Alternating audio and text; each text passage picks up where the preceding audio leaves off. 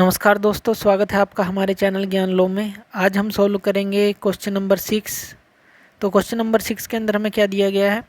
Diagonal AC of a parallelogram ABCD एक parallelogram है और इसका जो डायगोनल है AC दिया गया है।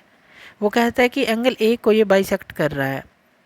तो एंगल A को बाइसेक्ट करने का क्या मतलब है कि ये इसको हाफ हाफ हिस्से में बांट रहा है, इस तरफ और इस तरफ। मान लीजिए अगर आप इस तरफ एंगल 1 ले लेते हैं और एंगल 2 ले लेते हैं तो इसका कहने का मतलब है एंगल 1 जो है एंगल 2 के बराबर है। AC डायगोनल एंगल A को बाइसेक्ट यानी कि बराबर बराबर हिस्से में बांट रहा है। तो हमें बताना है कि क्या ये एंगल C को भी यानी कि इस एंगल को भी बराबर हिस्से में बांटता है।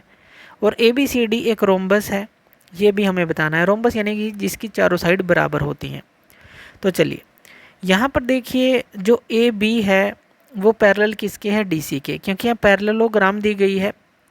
तो ABCD पैरेललोग्राम है, इसका मतलब AB जो है पैरेलल किसके है? DC के। तो यहाँ पर लिख लेते हैं AB जो पैरेलल है DC के है।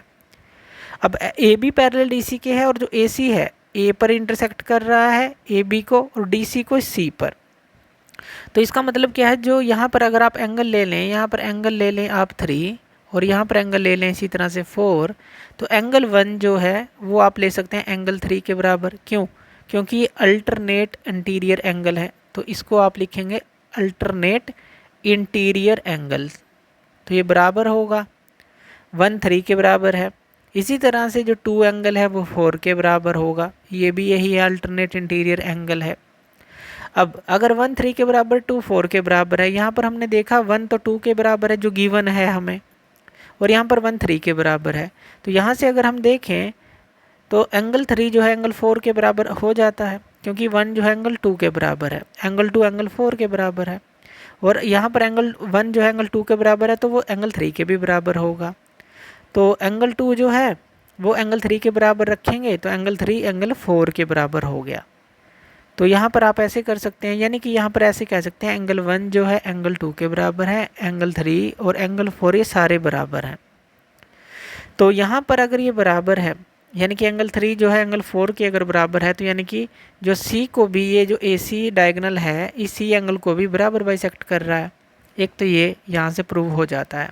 दूसरा, हमें ये रोम्बस प्रूव करनी है कि चारों साइड ये बराबर हैं। हमने देखा है चारों एंगल तो बराबर हैं, यानी कि हम ऐसा लिख सकते हैं एंगल 1 एंगल 4 के बराबर लिख सकते हैं। यहाँ पर एंगल 1 एंगल 4 के बराबर। अगर हम यहाँ पर ले लें ट्रायंगल ABC, इसके अंदर देखिए इस ट्रायंगल ABC के अंदर एंगल 1 को एंगल 4 के बराबर लिख सकते हैं। इसी तरह से अगर एंगल 1 एंगल 4 के बराबर है तो AB जो है BC के बराबर होगा, क्योंकि एंगल 1 के सामने वाली साइड BC है, एंगल 4 के सामने वाली साइड AB है। एंगल 1 और 4 बराबर है तो इनके सामने वाली साइड भी बराबर होंगी, AB बराबर BC। इसी तरह से अगर हम दूसरी ट्रायंगल ले लें ADC, ये वाली ADC, तो यहाँ पर हम क्या प्रूव कर सकते हैं? इसी तरह से AD जो है DC के बराबर है, क्योंकि 2 जो है एंगल 3 के बराबर है। तो यहाँ पर आप लिख सकते हैं 2 एंगल 3 के बराबर है। इसके कारण से AD जो है DC के बराबर है। अब जो ABCD है ये पैरेललोग्राम है, ये भी हमें पता है। पैरेललोग्राम है यानी कि जो AB है वो DC के पैरेलल है। एक तरह से ऐसा कहें कि जो AB है CD के इक्वल है, तो यहाँ पर AB CD के इक्वल लिख सकते हैं पैरेललोग्राम के अंदर, और AD को हम BC के इक्वल लिख सकते हैं, AD को BC के।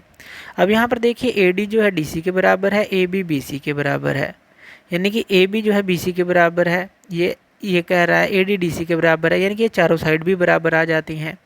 AB equal to BC equal to CD equal to DA। अगर ये चारों साइड बराबर आ जाती हैं तो ये क्या बन जाती है? एक रोम्बस बन जाती है। तो इस तरह से इस 6th क्वेश्चन को हम सॉल्व करेंगे। थैंक यू वीडियो देखने के लिए, और इसी तरह की वीडियोज़ के लिए आप हमारे चैनल ज्ञान लो पे हमें सब्सक्राइब कर सकते हैं। धन्यवाद।